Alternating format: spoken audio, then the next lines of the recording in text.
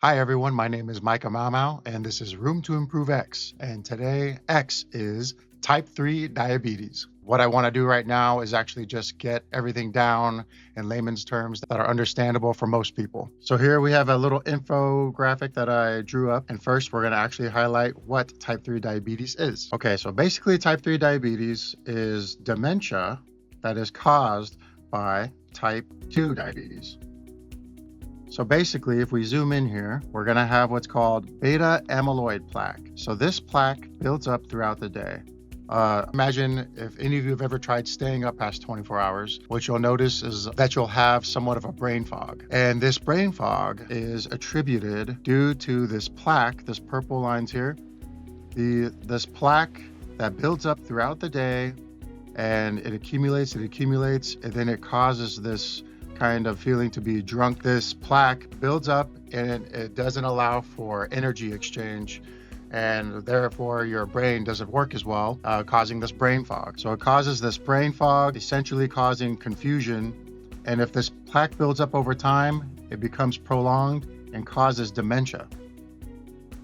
Okay, so this is an infographic of a piece of muscle tissue blown up to see what the tissue looks like on a microscopic level. So what we have here is an insulin receptor site.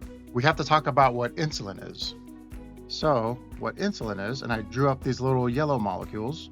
So these little yellow molecules are insulin with the little feet. Insulin comes from the pancreas, which is right after your stomach. Basically, your pancreas squirts a little bit of insulin into the bloodstream every time you ingest carbs.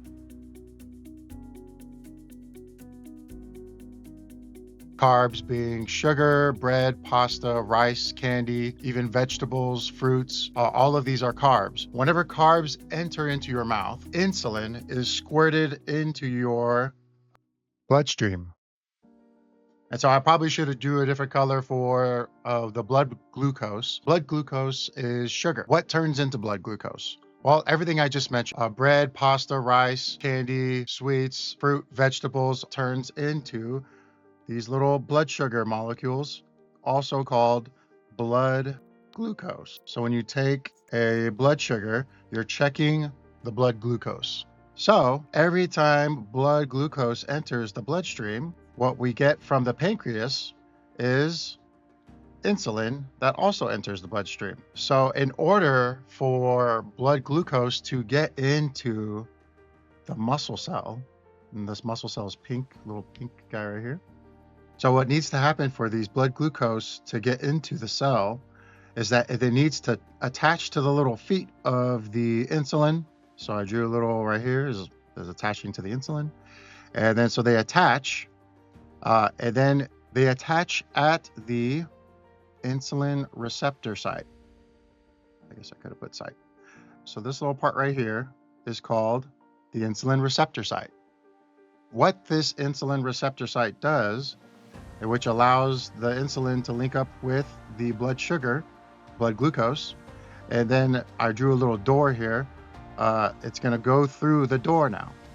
So in order for blood sugar to get into the cell, it needs to link up with an insulin at an insulin receptor site in order to get inside the cell to create energy. So in a nutshell, that is what insulin does. Okay, this is a very basic infographic. What I'm showing here is that anytime you're ingesting rice, pasta, bread, sugars, your blood sugar goes up.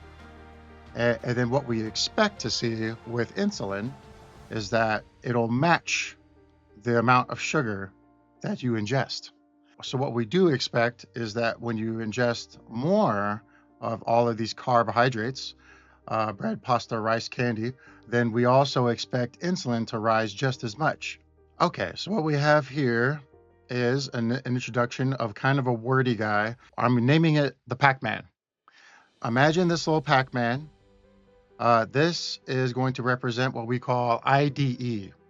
And IDE is insulin degrading enzyme.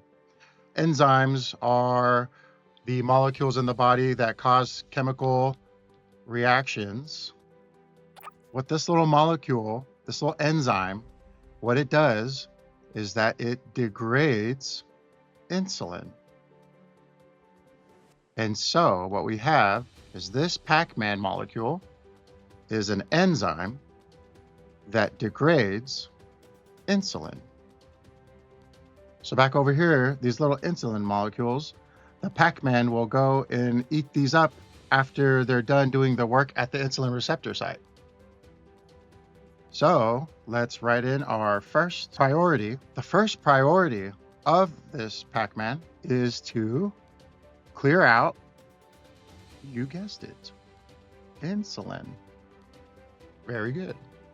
So in this infographic, this is where things get interesting. So you have the Pac-Man's job is to get rid of all these little insulins. I drew little insulins in the brain.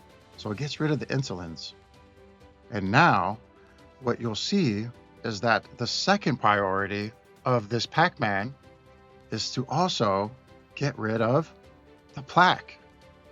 So the second priority of this Pac-Man is to clear out plaque. So now let's do the big review.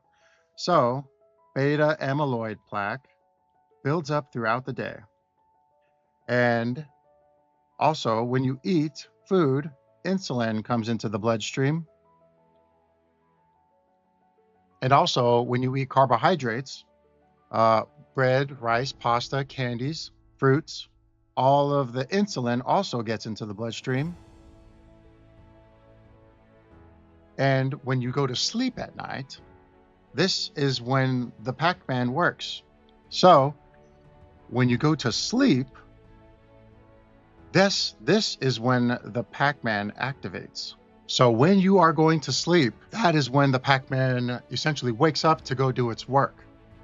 So when you go to sleep at night, so its first priority is going to be to clear out all of the little insulins. And then only when it is done clearing out the insulin will it do its second priority, which is to clear out the plaque. Therefore, here is a little tip. You will notice that when you eat before you go to sleep, you will do what? When you eat before you go to sleep, you are having carbohydrates enter into the bloodstream, and you will have a matching influx of insulin.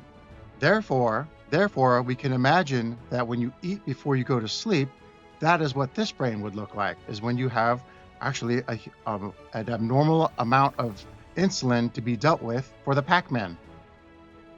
Whereas if you go to sleep without eating, you will have this brain, which just has the plaque. You will notice that when you eat before you go to sleep versus when you don't eat before you go to sleep, you will actually have a difference in brain fog. Therefore, if you are eating before you go to sleep and have this result, you can expect that not all of the plaque sometimes is being removed. My general recommendation, just with personal experimenting, is that you would like to keep your eating window about 2 to 3 hours. The further away you can keep eating from sleeping is basically the best result that you're going to have at just the Pac-Man having to deal with only the plaque. And so basically type 3 diabetes is when plaque is constantly built up because insulin is constantly in the system, which is what you see with type 2 diabetes. It's called hyperinsulinemia.